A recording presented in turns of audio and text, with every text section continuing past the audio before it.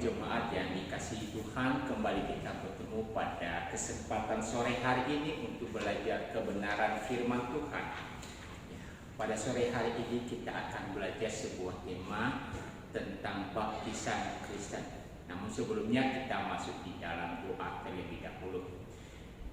Bapa di surga, terima kasih karena anugerah-Mu bagi kami.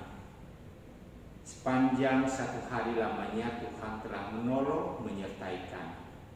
Dan saat ini ya Tuhan, kami datang kepadamu di mana kami rindu untuk belajar kebenaran firman.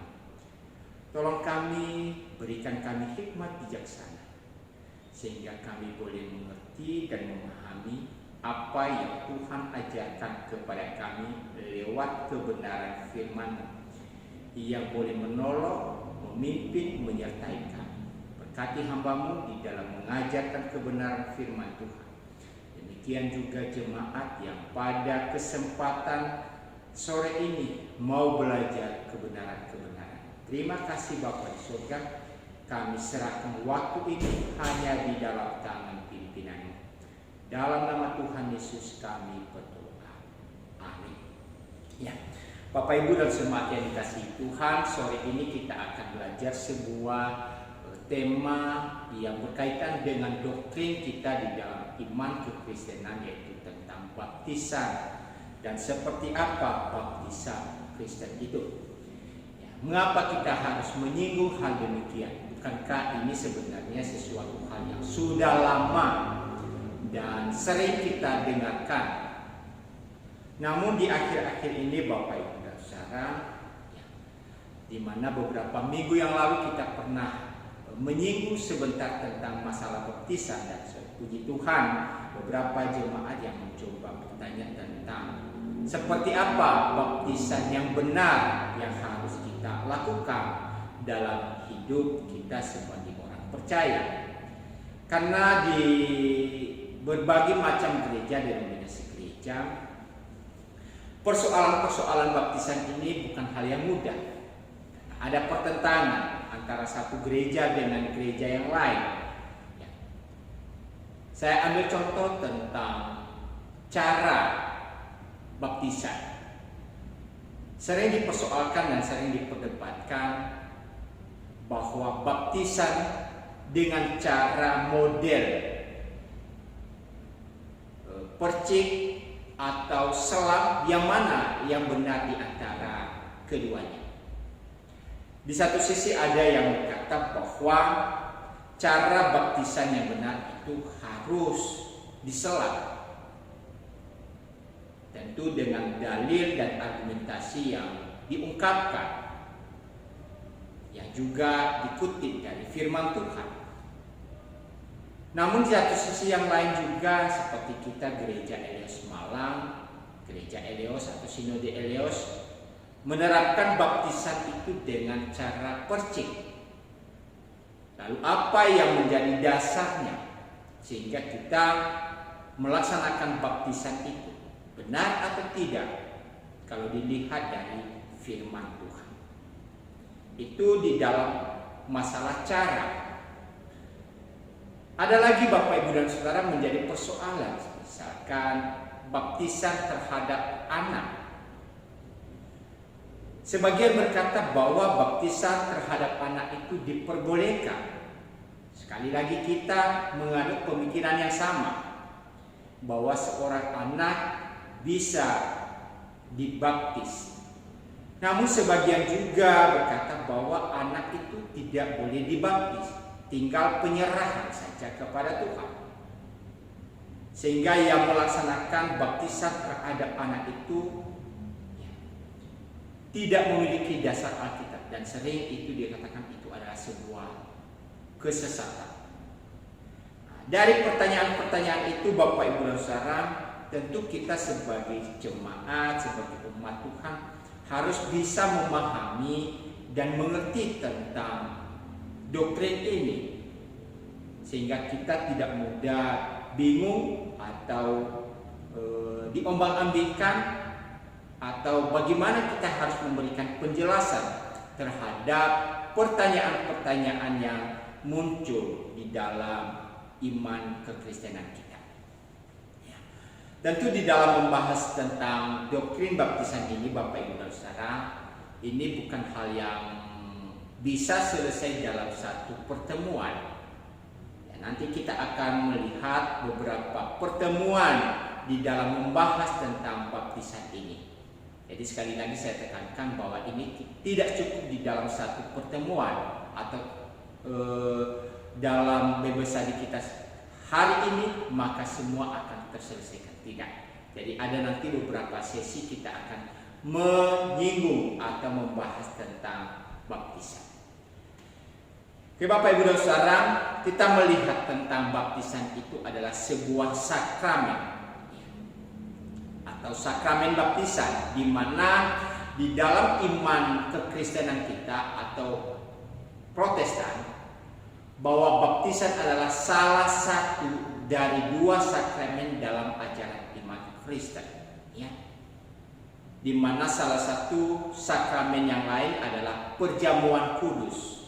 Jadi iman kekristenan khususnya Protestan hanya memahami dua sakramen, yaitu baptisan kudus dan perjamuan kudus. Selain itu tidak ada. Ya, tentu kalau kita melihat di Roma Katolik bukan hanya dua, lebih daripada dua yang namanya sakramen. Tentu kenapa hanya dua Bapak Ibu dan Saudara? Kenapa kita hanya menekankan bahwa sakramen yang kita jalani itu hanya dua, tidak boleh lebih dan tidak boleh kurang? Kita melihat dulu apa itu sakramen. Ya, definisi sakramen. Sakramen adalah peraturan kudus yang pertama ditetapkan oleh Kristus, di mana tanda-tanda yang bisa dilihat dan dirasakan dari anugerah Allah di dalam Kristus. Ya, sekali lagi, bahwa sakramen itu adalah peraturan kudus. Jadi itulah sebabnya di dalam pelaksanaan sakramen tidak bisa dilaksanakan dengan sembarangan, ya, dengan semaunya kita. Tetapi ini adalah sebuah peraturan kudus. Kenapa dikatakan kudus? Ya, pertama tadi karena sakramen itu ditetapkan oleh Kristus sendiri. Jadi bukan oleh penetapan manusia, bukan karena melihat ada semacam tradisi yang berlaku, bukan karena gereja ini melakukan itu dari turun temurun dilakukan, maka mau tidak mau kita laksanakan. Tidak demikian, tetapi ini adalah sebuah ketetapan yang dilakukan oleh Kristus dengan tujuan apa Bapak Ibu dan Saudara? Yaitu tanda-tanda yang bisa dilihat, ya.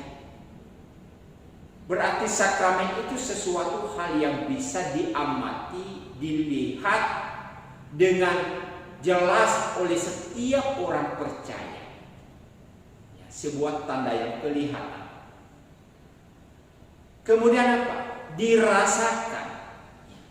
Baik itu yang menerima sakramen itu sendiri maupun juga orang-orang yang melihat. Tentu apanya yang dilihat dan dirasakan di sini Bapak Ibu dan Saudara, yaitu anugerah Allah di dalam Kristus, yaitu tentang keselamatan. Ya. Jadi ini adalah sebuah media, sebuah sarana yang Tuhan pakai sebagai saluran untuk menerapkan, untuk menyalurkan tentang anugerah keselamatan bagi orang percaya. Yang kedua, bahwa sakramen itu adalah dilambangkan. Apa maksudnya dilambangkan di sini Bapak Ibu dan Saudara? Ya. Tentu kalau kita bisa melihat tentang hal-hal yang dilakukan di dalam sakramen, maka bukan masalah bendanya yang penting, tetapi apa yang tercantum, apa yang menjadi makna dari setiap sarana-sarana yang dilaksanakan di dalam sakramen itu. Contoh, Kalau kita melaksanakan sakramen perjamuan kudus, misalkan Bapak Ibu dosa, bukankah kita sering berkata bahwa roti adalah lambang daripada tubuh Kristus? Jadi bukan terletak pada rotinya, tetapi roti itu adalah melambangkan tubuh daripada Kristus. Kemudian anggur, itu adalah lambang daripada darah Kristus yang dicurahkan kepada kita. Termasuk juga di dalam baptisan ya, tentang air. Itu juga melambangkan apa? Ya, air itu melambangkan tentang pembersihan.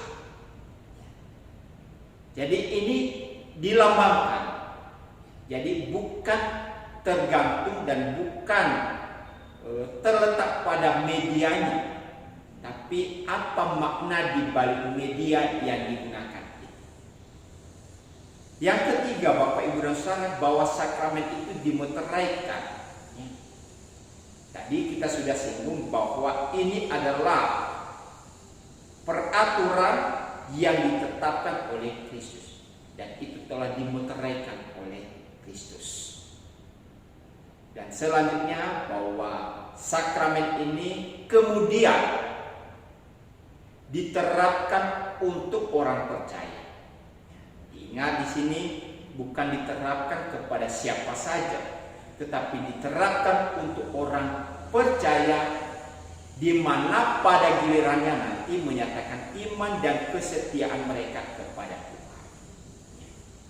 Kenapa ini saya singgung Bapak Ibu Saudara? Ini nanti berkaitan dengan polemik yang sering dipertanyakan tentang baptisan terhadap seorang anak, boleh atau tidak boleh.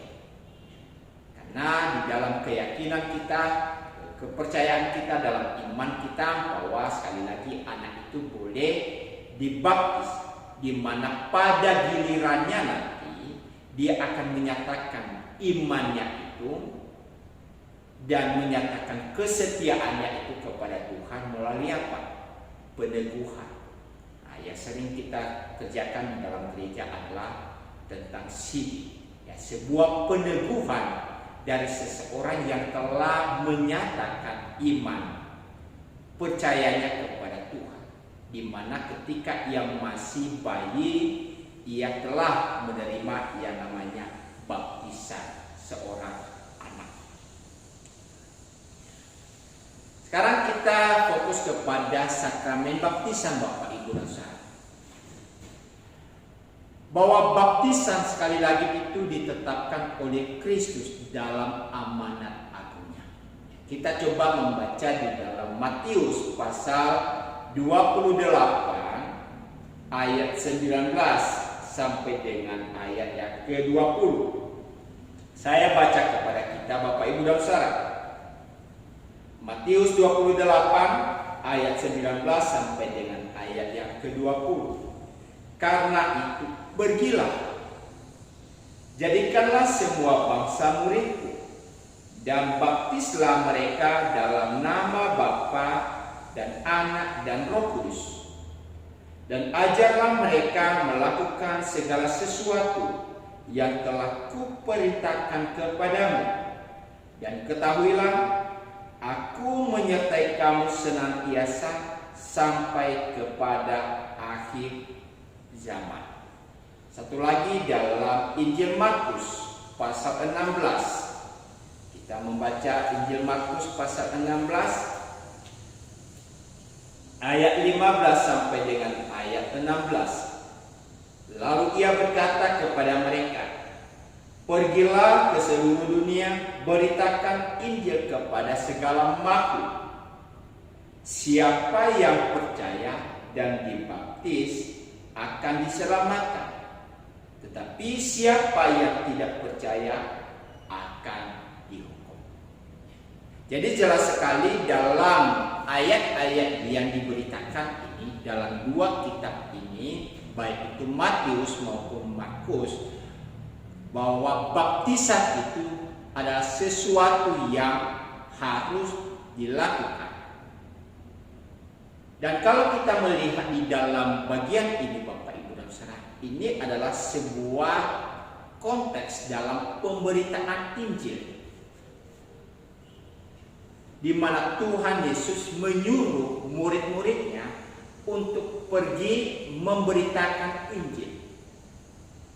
Dan barang siapa yang telah mendengar Injil, kemudian mengenal Yesus sebagai juru selamat mereka,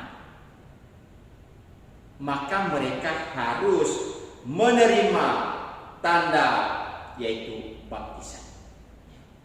Jadi sekali lagi, setelah berita Injil, lalu ada orang percaya, kemudian orang yang percaya itu diteguhkan melalui baptisan. Kemudian kalau kita tadi melihat juga di dalam Matius 28 ayat 19-20, bahwa pembaptisan itu dilaksanakan di dalam nama Allah Tritunggal. Nanti ada penjelasan berikutnya Bapak Ibu dan Saudara.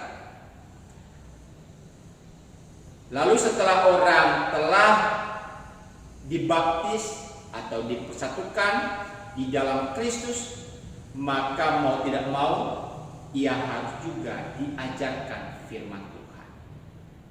Jadi ini penting kepada kita Bapak Ibu jemaat yang dikasihi Tuhan. Artinya apa? Bahwa kita itu tidak hanya cukup berkata saya sudah percaya Tuhan Yesus, saya sudah menerima baptisan, lalu kemudian mengabaikan yang namanya pengajaran firman Tuhan. Tentu ini tidak.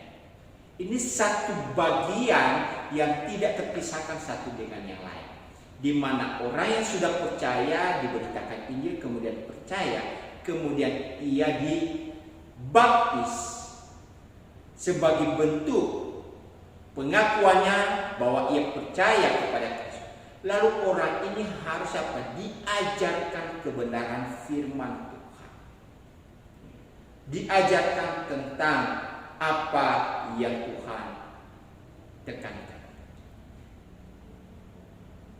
Dan kembali kepada makna baptisan, maka kita melihat baik itu tadi pengertian tentang sakramen dan baptisan, maka kita bisa melihat Bapak Ibu dan Saudara bahwa baptisan adalah sakramen inisiasi ke dalam gereja. Apa maksudnya sakramen inisiasi ke dalam gereja?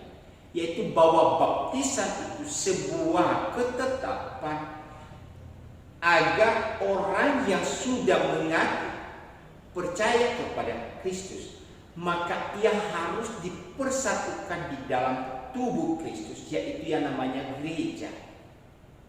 Dan di sini adalah gereja yang terlihat di dalam sebuah komunitas orang percaya, di mana semua orang percaya akan melihat bahwa orang ini yang dibaptis ini memang telah memberikan pengakuan percaya. Makanya dikatakan itu baptisan adalah sakramen inisiasi ke dalam gereja, di mana orang ini disatukan, orang ini dibawa masuk ke dalam gereja yang bisa dilihat oleh orang lain yang percaya, atau secara terbuka orang ini juga memberikan pengakuan beriman kepada Kristus. Dan bukan hanya sebuah bentuk penyatuan Bapak Ibu dan Saudara atau penerimaan di dalam gereja, tetapi ini juga menandakan bahwa orang yang menerima baptisan itu adalah mengalami yang namanya regenerasi. Apa maksudnya? Maksudnya regenerasi itu adalah pembaharuan hidup, perubahan hidup. Kemudian menerima yang namanya pengampunan dosa. Ya. Jadi seseorang yang memang menjalani baptisan, menerima baptisan, maka mau tidak mau orang ini adalah orang yang memang telah memberikan pengakuan beriman, pengakuan percaya. Dan itu harus ia buktikan di hadapan umat yang lain, di hadapan jemaat, Makanya tadi katakan itu adalah inisiasi ke dalam gereja yang terlihat, yang boleh dilihat, diamati oleh setiap orang percaya. Dan di dalam hal ini dia memberikan pengakuan tentang pertobatan dalam hidupnya, yaitu regenerasi tadi, dan menerima bahwa Kristus telah mati bagi dia sebagai bentuk pengampunan atas dosa-dosa yang telah ia lakukan. Jadi kalau kita melihat ini, baptisan itu adalah bukan sesuatu hal yang mudah sekali sebenarnya atau gampang dilakukan. Tidak. Karena baptisan itu memiliki makna yang sangat penting yang harus disadari oleh setiap orang percaya. Karena bukan hanya sebagai tanda yang dilihat saja, tetapi ada dampak nanti dalam kehidupannya. Ya, itu nanti akan kita coba uraikan Bapak Ibu dan Saudara. Ya. Nah, yang menjadi persoalan yang kita temukan saat ini Bapak Ibu dan Saudara tentang baptisan, yaitu asal usul daripada arti baptisan itu sendiri, ya.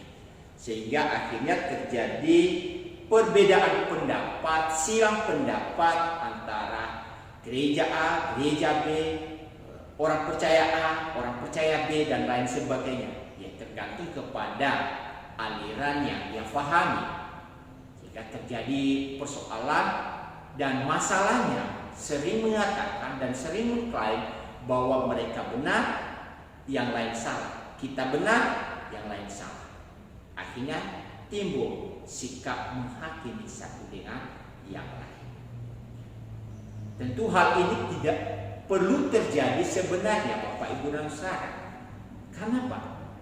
Kalau kita mengerti dan memahami tentang arti baptisan itu berdasarkan, sekali lagi di sini adalah makna kata, harus kita memahami ini.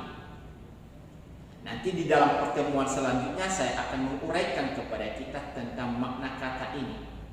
Tapi secara sederhana Bapak Ibu dan Saudara, kata baptisan berasal dari kata Yunani, yaitu kata baptizo, di mana sebenarnya kata dasarnya kita nanti bisa lihat itu baptizo. Tapi baptizo itu artinya apa? Memandikan atau membasuh. Ini di dalam perjanjian baru sering menggunakan kata ini, yaitu kata baptizo, yang memiliki makna memandikan atau membasuh. Kemudian ketika Alkitab, ya, khususnya Alkitab perjanjian lama Bapak Ibu dan Saudara, yang notabene itu adalah bahasa yang digunakan adalah bahasa Ibrani. Kemudian ketika orang-orang percaya semakin banyak, dan bukan lagi hanya komunitas orang Ibrani saja, tapi ada bangsa-bangsa yang lain kemudian menjadi umat, maka Alkitab perjanjian lama diterjemahkan ke dalam bahasa Yunani. Dan itu dikenal dengan istilah Septuaginta, ya.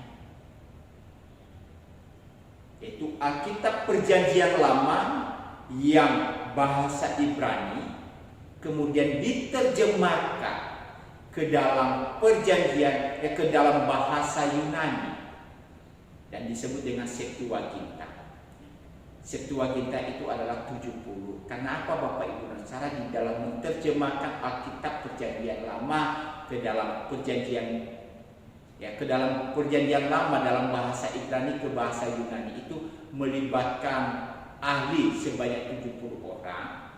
Dan bukan hanya ahli saja, tetapi juga membutuhkan waktu yang lama, ya, yaitu selama 70 tahun lamanya. Makanya istilahnya disebut dengan Septuaginta, 70. Maka di dalam terjemahan itu Bapak Ibu dan Saudara, kemudian ditemukan arti klasik dari kata baptiso tadi, yaitu ada kata dasar bapto, di mana kata bapto ini diartikan apa? Menenggelamkan atau menyelam. Akhirnya Bapak Ibu dan Saudara, dari kata dasar bapto itu akhirnya menjadi sebuah polemik. Ini yang akhirnya menjadi sumber perdebatan, di mana sebagian menekankan bahwa baptisan yang benar adalah dengan cara selam. Kenapa? Karena arti dasar katanya tadi di dalam Septuaginta artinya apa? Menenggelamkan atau menyelamkan. Dan sebagian lagi karena melihat di dalam konteks bahasa Yunaninya, yaitu kata baptiso yang bersifat memandikan atau membasuh dan lain sebagainya. Karena ada beberapa terjemahan sehingga berkata bahwa istilah percik atau pencurahan air itu pun adalah sesuatu hal yang benar dan tidak menyalahi kebenaran firman Tuhan. Nah, ini yang menjadi sumber persoalannya sebenarnya, ketika ada kata yang diterjemahkan dari kata bapto yang memang arti klasiknya itu adalah sebuah kata menenggelamkan atau menyelamkan, sehingga para penganut keyakinan bahwa baptisan yang benar maka harus kembali kepada makna katanya, kata utamanya, yaitu bapto, menyelamkan. Maka di dalam pelaksanaan praktek baptisan maka mereka terus menekankan yaitu kata bapto atau menyelamkan, dan itu yang diakui sebagai sebuah kebenaran. Tetapi sekali lagi sebagian juga berkata bahwa tidak selamanya seperti itu, karena makna itu juga bisa berubah. Makna kata itu mengalami satu pembaharuan. Nanti kita lihat di dalam pertemuan berikutnya Bapak Ibu dan Saudara. Jadi inilah menjadi sumber persoalan yang kita melihat sebenarnya ketika bicara tentang arti atau asal usul kata yang sebenarnya. Tentu kalau kita melihat lebih lanjut Bapak Ibu dan Saudara tentang praktek baptisan yang dilaksanakan di dalam gereja atau awal mula baptisan Kristen itu, sekali lagi bahwa sebelum kekristenan ada, telah ada praktek baptisan. Contoh Yohanes Pembaptis, ya. Jadi ini sebelum orang Kristen ada, sebelum yang namanya agama Kristen ada, maka telah ada yang namanya praktek baptisan yang dilakukan oleh Yohanes Pembaptis. Dan kalau lebih ditelusuri lagi Bapak Ibu dan Saudara, sebenarnya praktek itu bukan hanya dilakukan oleh Yohanes. Karena pada zaman itu sesuatu hal yang lazim dilakukan untuk pembersihan daripada dosa itu. Tapi yang kita lihat di mana Alkitab memberikan kepada kita contoh pertama adalah baptisan yang dilaksanakan adalah Yohanes Pembaptis. Dan itu sudah ada sebelum agama Kristen.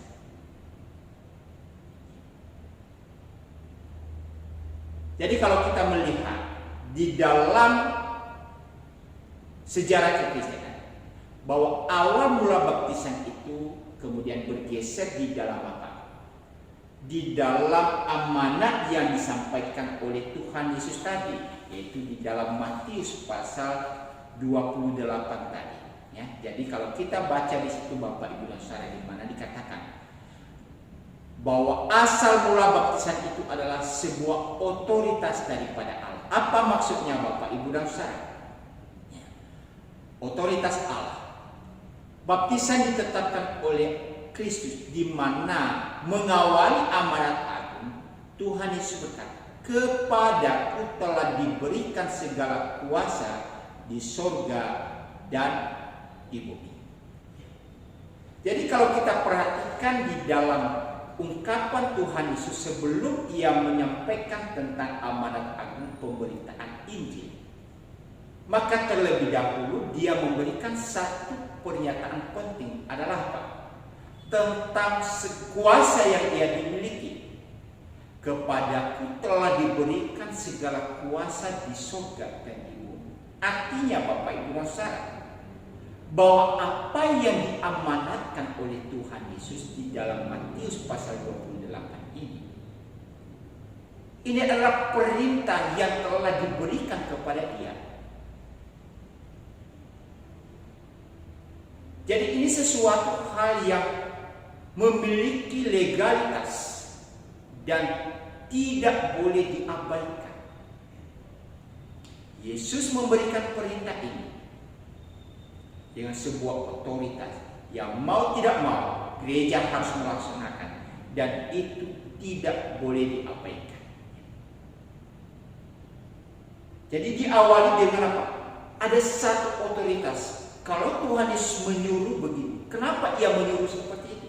Karena ia punya kekuasaan, ia punya kedudukan, ia punya hak untuk memberitakan ini, atau untuk menyampaikan ini, untuk memerintahkan ini. Di mana setiap orang yang diperintahkan itu harus melaksanakannya. Jadi kalau gereja hari ini melaksanakan baptisan, itu karena apa? Ada sebuah perintah daripada Tuhan. Ada otoritas Allah yang disampaikan oleh Kristus kepada gereja. Dan gereja harus melaksanakannya, tidak boleh mengabaikannya.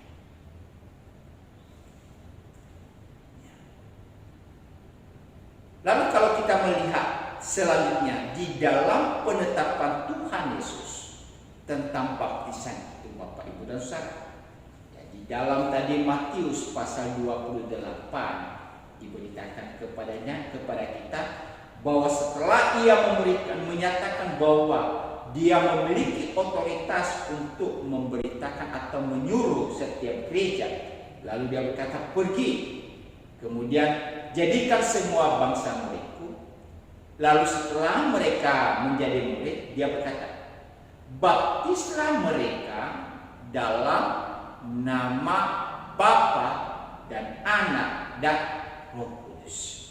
Bapak Ibu dan Saudara yang dikasihi Tuhan, di sini kita bisa melihat satu rumusan daripada pelaksanaan baptisan, yaitu apa?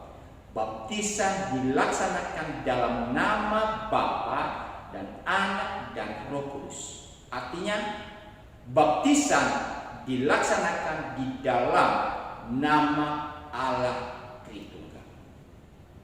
Ya. Jadi bukan dalam nama salah satu, bukan dalam nama melaksanakan baptisan hanya dalam nama Allah saja atau Bapa saja, tidak. Atau dalam nama Anak saja, tidak. Atau hanya dalam nama Roh Kudus, tidak. Tetapi ada satu rumusan yang diberikan kepada kita, bahwa baptisan itu harus dilaksanakan di dalam nama Bapa dan Anak dan Roh Kudus. Kenapa mesti harus ada? 3 argumen. Karena di dalam keyakinan dan kepercayaan kita, Bapak Ibu, kita mengenal dengan doktrin Allah Tritunggal atau Trinitas. Artinya apa? Kita memiliki satu keyakinan, kita memiliki Allah yang besar, Allah yang satu. Tetapi Allah yang satu ini telah menyatakan dirinya dalam pribadi, tapi pribadi 3, di mana masing-masing pribadi ini berbeda satu dengan yang lain, yaitu pribadi Bapa, pribadi Anak, dan pribadi daripada Roh Kudus. Maka dalam hal ini gereja perlu berhati-hati sekali. Kenapa Bapak Ibu dan Saudara? Karena ada beberapa praktik-praktik yang dilaksanakan di dalam prinsip ini. kemudian menyebut nama Bapa, Anak, dan Roh Kudus, kemudian menyimpulkan lagi di dalam nama Yesus Kristus. Itu adalah sesuatu pernyataan yang salah. Setelah menyebut ini, lalu disimpulkan lagi di dalam nama Yesus Kristus. Sekali lagi, di dalam prinsip iman Kristen itu adalah sesuatu yang keliru. Karena seolah-olah yang hanya kita percaya itu hanya satu Allah, yaitu Yesus Kristus. Sedangkan Bapa dan Roh Kudus itu adalah hanya sebuah manifestasi daripada Kristus sendiri. Nah, ini kita terjebak di dalam satu ajaran sesat pada zaman itu, yaitu monarki dinamis, di mana menyatakan bahwa Allah itu hanya satu, tetapi mengambil peran yang berbeda dalam peran tiga, yaitu Bapa, Anak, dan Roh Kudus. Tentu ini tidak sesuai dengan apa yang diajarkan di Alkitab, yang kita kenal dengan konteks atau konsep Allah Tritun, di mana kita memahami Allah kita itu adalah besar, tetapi Ia memiliki tiga pribadi yang berbeda, yaitu Allah Bapa, Allah Anak, dan Allah Roh Kudus. Dan tiga pribadi ini berbeda satu dengan yang lain. Itulah sebabnya kalau kita perhatikan di dalam penegasan penulis Injil Matius ini, yaitu Matius, maka ia berkata, baptislah mereka dalam nama Bapa dan Anak dan Roh Kudus. Jadi ada tiga oknum yang ia sebutkan di sini. Jadi bukan hanya satu atau disimpulkan dalam satu nama saja. Tidak. Jadi tiga-tiga ini harus menjadi dasar dalam rumusan baptisan. Jadi jangan kita dibingungkan dengan pernyataan-pernyataan. Kita hanya kemudian kita ikat ini dalam satu nama, Yesus Kristus. Ya, tentu ini adalah keliru. Tentu Bapak, Ibu, dan Saudara, di dalam rumusan di mana dikatakan di sini apa? Baptis dilaksanakan dalam nama. Nah, ini dalam nama itu kalau lebih diterjemahkan lagi, ini adalah sebuah hal yang menunjukkan bahwa orang yang dibaptis itu dibawa dalam persekutuan dengan Kristus. Nah, kenapa dari dibawa dalam persekutuan dengan Kristus? Kembali kepada ayat sebelumnya. Jadikanlah semua bangsa menjadi muridku. Murid siapa? Yaitu murid Kristus. Ya. Jadi setiap orang yang percaya, yang mengaku beriman, maka ia harus dibawa di dalam persekutuan dengan Kristus. Satu tubuh di dalam Kristus. Jadi setiap orang percaya atau setiap orang yang telah mengaku percaya, maka ia harus memastikan dirinya bahwa ia sudah ada di dalam Kristus. Kayaknya tadi kita katakan bahwa ini praktek baptisan itu bukan sesuatu hal yang hanya rutinitas semata dari sebuah gereja, tidak. Tetapi ini harus makna difahami. Itulah sebabnya Bapak, Ibu, dan Saudara, setiap saya membimbing jemaat yang mau dibaptis, disidikan, maka penekanan-penekanan itu saya sering sampaikan supaya mereka benar-benar percaya dan memang benar-benar memiliki iman yang teguh di dalam Kristus. Karena hanya mereka yang memiliki iman di dalam Kristus itulah yang boleh dipersatukan dengan Kristus. Lainnya tidak. Lebih lanjut Bapak, Ibu, dan Saudara, setelah kita melihat baik otoritas di dalam pelaksanaan baptisan maupun secara rumusan, mari kita melihat makna baptisan yang boleh ditunjukkan di dalam beberapa ayat yang coba kita melihat nanti Bapak Ibu dan Saudara, sehingga menolong kita memiliki pemahaman-pemahaman yang lebih baik dan benar tentang kenapa kita harus menerima baptisan. Makna baptisan dalam Alkitab. Pertama, baptisan bukanlah sekedar tanda, tetapi meterai dari kasih Allah. Tadi memang kita singgung adalah sebuah tanda yang bisa dilihat. Tapi bukan hanya di tanda tadi saya sampaikan bahwa itu juga sebuah pemeteraian. Sebuah cap, sebuah tanda yang diberikan kepada seseorang yang telah percaya bahwa dia itu adalah milik daripada Tuhan.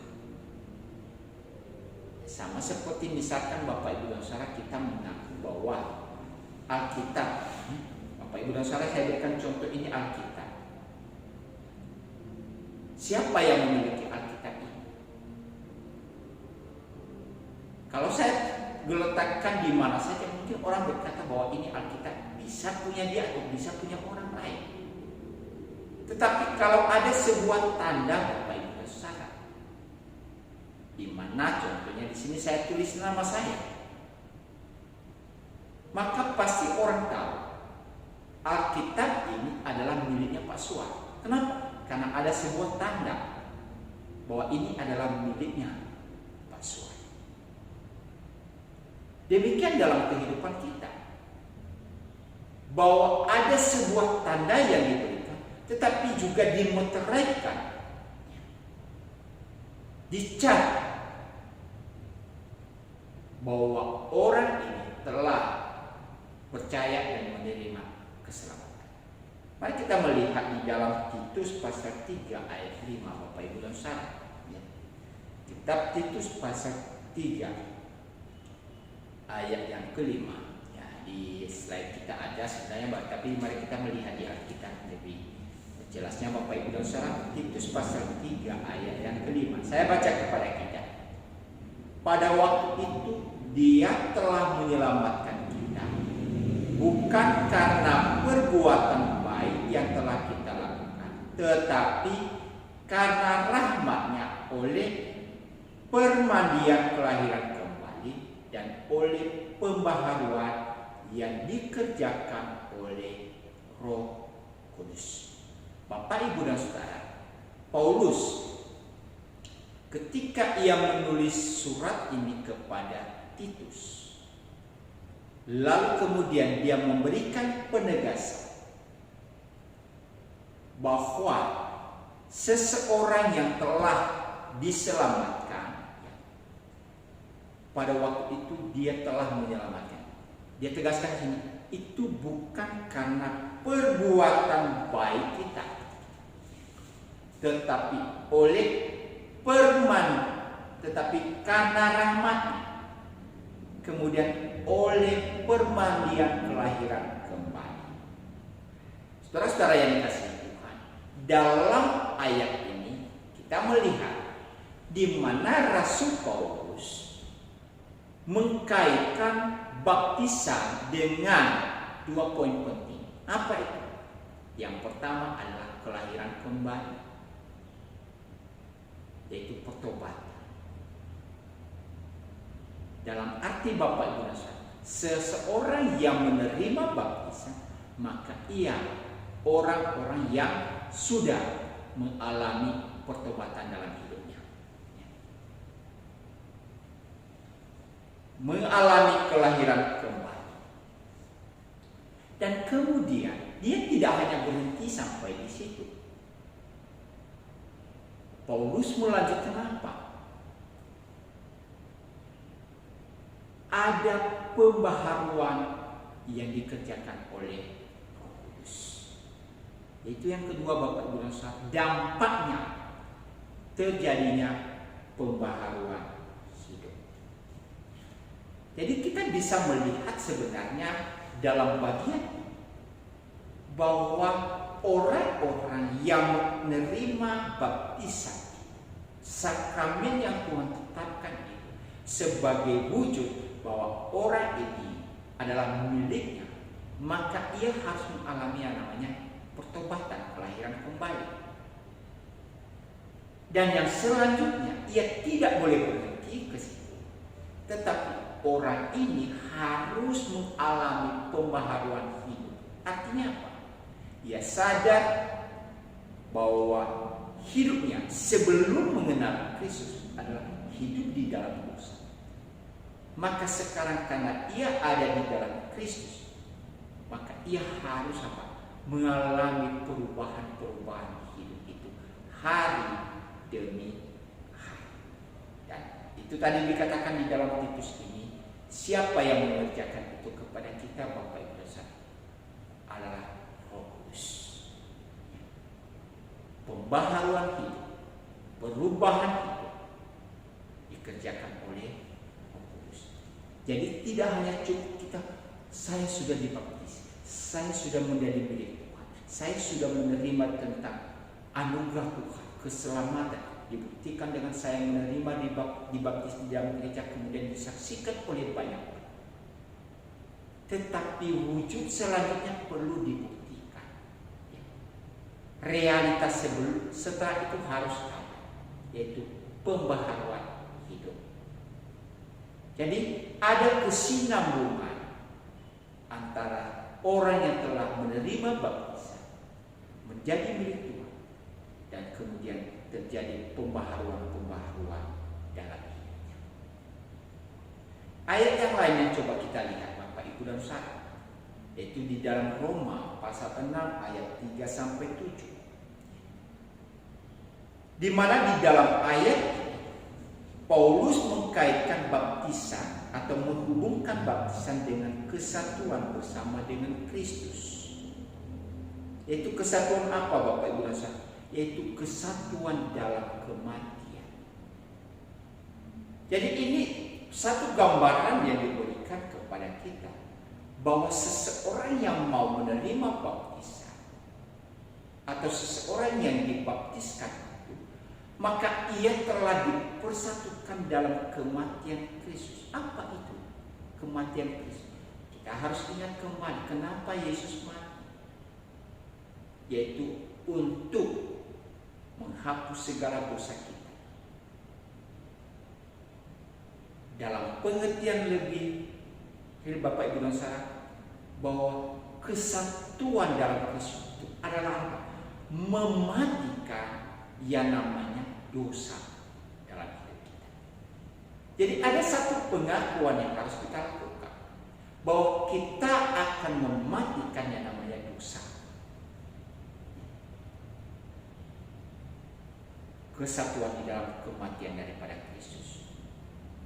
Kita harus mematikan keinginan-keinginan yang membuat kita jatuh di dalam dosa. Mematikan dosa itu dalam hidup kita. Kemudian apa?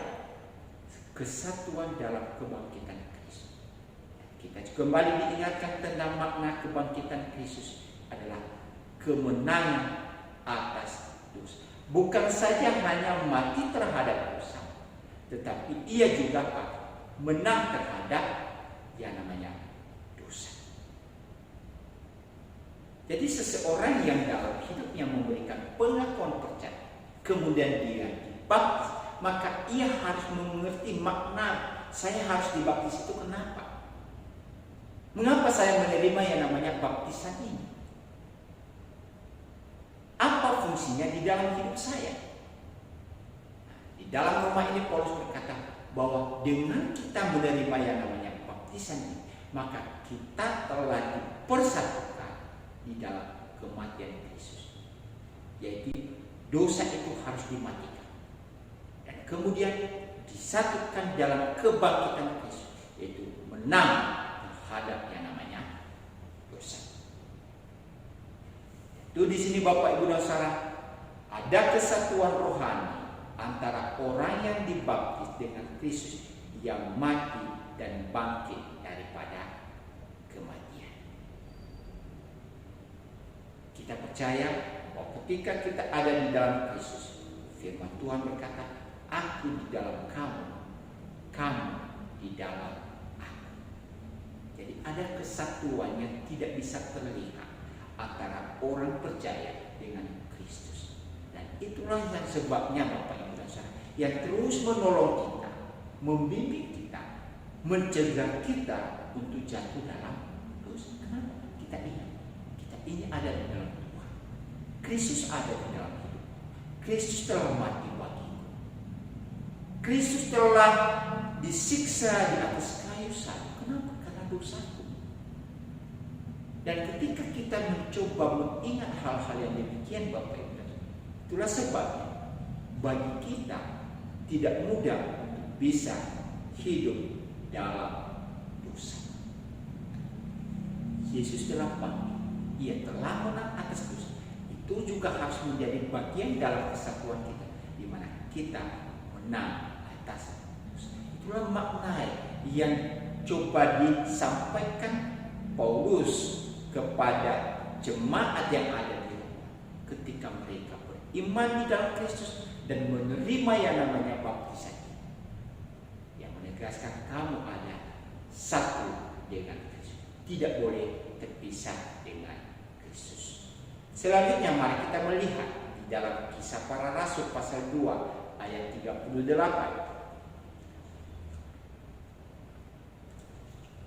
Di dalam Kisah Para Rasul pasal 2 ayat 38 kata demikian, bertobatlah dan hendaklah kamu masing-masing memberi dirimu dibaptis dalam nama Yesus Kristus untuk pengampunan dosamu, maka kamu akan menerima karunia Roh Kudus. Jadi kita juga melihat di dalam penjelasan Kisah Para Rasul ini, Bapak Ibu dan Saudara, di mana baptisan dikaitkan dengan pengampunan dosa. Yohanes Pembaptis ketika ia menyerukan tentang baptisan, lalu ia menyerukan tentang makna pertobatan. Orang harus bertobat kemudian dibaptis. Jadi orang yang sudah melakukan dosa kemudian ada pengakuan, tersedia pengampunan dosa baginya, maka ia dimeteraikan melalui baptisan itu. Jadi ada prinsip pengampunan dosa. Kemudian dilanjutkan lagi apa? Baptisan dihubungkan dengan penerimaan karunia Roh Kudus. Jadi Bapak Ibu dan Saudara, karunia Roh Kudus itu kita bisa melihat di dalam 1 Korintus pasal 12, di mana kita diberikan kemampuan baik di dalam iman, baik di dalam pengetahuan, ya, karunia-karunia yang memperlengkapi kita di dalam tugas pelayanan kita. Diteguhkan itu. Jadi pemberian ini, pelaksanaan baptisan ini juga ada hubungannya ketika kita harus menerima karunia-karunia Roh Kudus. Jadi kalau kita bisa melihat di sini Bapak Ibu dan Saudara, bahwa orang yang menerima karunia-karunia Roh Kudus itu adalah orang-orang yang memang harus memiliki iman di dalam Yesus Kristus. Jadi tidak di luar daripada itu. Ya, karunia-karunia yang coba dijelaskan di dalam kitab Korintus itu. Bagaimana seseorang itu harus memiliki iman, bagaimana seseorang itu harus bisa bernubuat, bagaimana seseorang itu harus bisa berkata-kata dengan hikmah dan bijaksana dan lain sebagainya. Ya, karunia-karunia rohani ini didasarkan kepada iman, percaya kepada Kristus. Misalkan Bapak Ibu dan Saudara, memang kita punya kemampuan alamiah, bakat alamiah kita, tetapi itu bisa dipakai oleh Tuhan sebagai hal yang boleh membangun jemaat. Dan kita harus ingat bahwa itu adalah anugerah yang Tuhan berikan kepada kita. Jadi orang-orang yang menerima karunia Roh Kudus juga didasarkan kepada baptisan di dalam nama Yesus. Jadi di sini Kisah Para Rasul menghubungkan bukan hanya di dalam pertobatan, tetapi di dalam membangun jemaat, di dalam kita menggunakan kemampuan-kemampuan yang Tuhan berikan kepada kita sebagai anugerah daripada Allah itu didasarkan juga di dalam baptisan. Kemudian ayat yang terakhir yang kita coba lihat Bapak Ibu dan Saudara di dalam pembelajaran kita saat ini, itu 1 Petrus pasal 3 ayat 21. Petrus berkata, juga kamu sekarang diselamatkan oleh kiasannya, yaitu baptisan. Maksudnya bukan untuk membersihkan kenajisan jasmani, melainkan untuk memohonkan hati nurani yang baik kepada Allah oleh kebangkitan Yesus Kristus. Dalam ayat ini Bapak Ibu Saudara, kita melihat tentang apa yang dikatakan oleh Petrus tentang baptisan. Baptisan bukan pembersihan secara fisik. Praktik baptisan dengan menggunakan air sebagai media itu adalah pembersihan. Tapi Yesus berkata, bukan hal itu yang utama, yaitu pembersihan fisik. Penyucian tubuh fisik, penyucian segala hal yang dilihat. Tetapi apa? Baptisan lebih menekankan kepada apa? Pemurnian hati nurani. Sekali lagi, maksudnya bukan untuk membersihkan kenajisan jasmani, melainkan untuk memohonkan hati nurani yang baik kepada Allah oleh kebangkitan Yesus Kristus. Jadi Bapak Ibu dan Saudara, kita bisa melihat dalam pengajaran firman Tuhan tentang makna daripada baptisan yang diberikan atau yang kita terima, bahwa ini adalah sebuah tanda pemeteraian di mana kita telah dipersatukan di dalam tubuh Kristus, menjadi anggota tubuh Kristus, anggota gereja yang bisa dilihat oleh semua orang. Tapi ditekankan lagi di situ, bukan hanya sebuah tanda yang dilihat orang, tapi yang lebih penting, bagaimana dengan hati nurani kita. Itu jauh lebih bermakna. Kita boleh dibaptis dengan cara apa saja. Bisa dibaptis dengan berulang kali saja. Bahkan dalam firman Tuhan pun, kalau kita lebih perdalam lagi, bahwa pelaksanaan baptisan itu tidak boleh berulang-ulang. Itu hanya satu kali untuk seumur hidup kita. Nanti di dalam pembahasan lanjutan daripada baptisan ini, Bapak Ibu Saudara, kita akan bahas di minggu depan tentang hubungan antara baptisan dan perjanjian Allah. Sehingga dengan demikian kita boleh memahami bagaimana baptisan itu harus dilaksanakan dan bagaimana baptisan itu memberikan satu makna yang sifatnya rohani dalam hidup kita, bukan lagi hal yang sifatnya lahiriah tadi, pembersihan secara fisik, tidak, tetapi lebih kepada pemurnian hati setiap orang. Maka Bapak Ibu dan Saudara, mari kita coba memahami, kalaupun hari ini kita sudah dibaptis atau sudah memberikan pengakuan iman percaya kepada Tuhan, lalu apa dampaknya bagi hidup kita? Apakah telah membawa pembaharuan hidup atau tidak? Itu hal yang perlu kita coba renungkan dalam kehidupan kita ketika kita telah menyatakan bahwa saya ada di dalam Kristus dan telah dimeteraikan melalui baptisan. Sesungguhnya baptisan adalah sesuatu hal yang perlu dan penting untuk dilakukan, namun itu tidak membawa kita kepada keselamatannya. Iman di dalam Yesus yang membawa kita kepada keselamatan. Demikian firman Tuhan. Di dalam pembelajaran selanjutnya Bapak Ibu dan Saudara, kita akan melihat hubungan antara baptisan dengan perjanjian Allah. Dan setelah itu nanti baru kita melangkah di dalam cara baptisan yang benar itu seperti apa. kiranya melalui pembelajaran awal ini boleh menolong kita dalam pemahaman-pemahaman tentang makna baptisan yang sesungguhnya. Tuhan memberkati kita. Mari kita masuk di dalam doa. Bapa di surga, terima kasih kalau pada kesempatan sore ini kami boleh belajar firman Tuhan. Dan dialah apa yang telah kami pelajari boleh kami terapkan di dalam hidup kami. Kami mengerti dan kami memahaminya. Dan kami tidak mudah diombang-ambingkan oleh berbagai macam hal, tetapi kami boleh mempraktikkan itu dalam kehidupan kami. Terima kasih Bapa di surga. Berkati setiap jemaat-Mu yang telah belajar kebenaran firman-Mu pada kesempatan sore hari. Dalam nama Tuhan Yesus kami berdoa. Amin. Bapak Ibu dan Saudara, jemaat yang dikasihi Tuhan, kalau ada hal-hal yang perlu ditanyakan, sekali lagi bisa dikirimkan melalui WA.